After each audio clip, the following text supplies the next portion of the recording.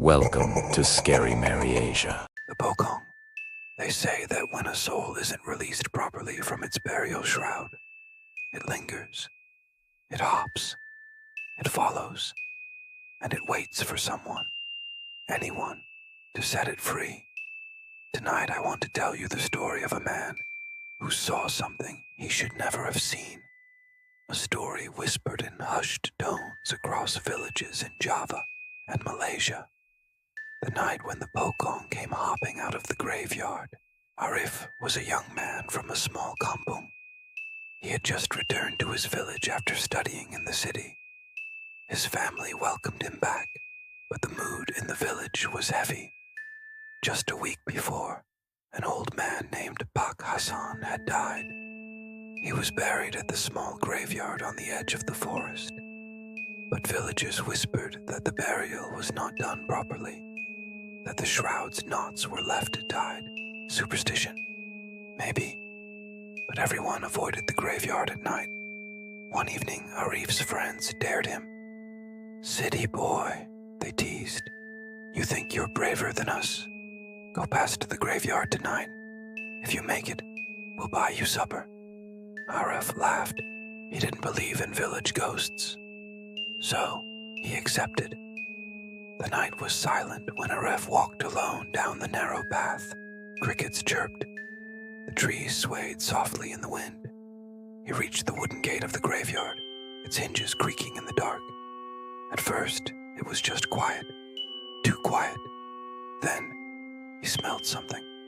A heavy, sweet, yet rotten smell, like damp earth mixed with decay. He froze. His grandmother had once warned him, "If you smell death where there is no corpse, do not turn around." But curiosity won. Arif slowly turned his head, and there it was, a white figure standing among the graves, wrapped tight in a burial shroud, its face pale, the cloth stained with soil, its empty sockets locked onto him. The Pocong. Arif's heart pounded. He told himself it wasn't real, just his imagination. But then, it moved. Not walking, not running, hopping. Each jump brought it closer. The sound of fabric scraping the ground echoed with each bound. Thump, thump, thump. Arif stumbled backward, his legs trembling. He tried to scream, but no voice came out. He turned and ran. The path home felt endless. Every time he looked back, the Pocong was closer. It didn't tire. It didn't slow down. It just kept hopping after him. He tripped, falling face first into the dirt. When he looked up, the Pocong was towering over him. Its hollow eyes stared into his. And then, it leaned forward, whispering in a voice that wasn't human. "Untie me." The next thing Arif remembered was waking up in his bed, sweating and pale. His family found him unconscious at the door of the house that night.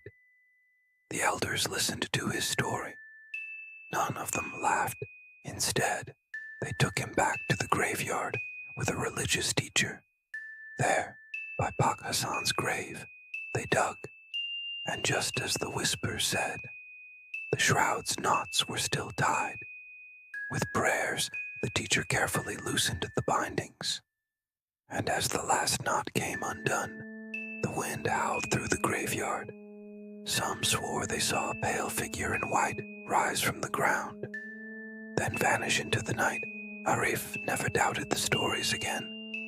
He never mocked the old beliefs, because now he knew. The Pocong wasn't just a ghost story. It was a warning. A soul bound by cloth, begging for release. And if you ever walk past a graveyard at night and hear the sound of hopping behind you, don't look back, because it may already be too late. Thank you for watching. If you enjoyed the video, please subscribe to the channel and don't forget to like, share, and comment.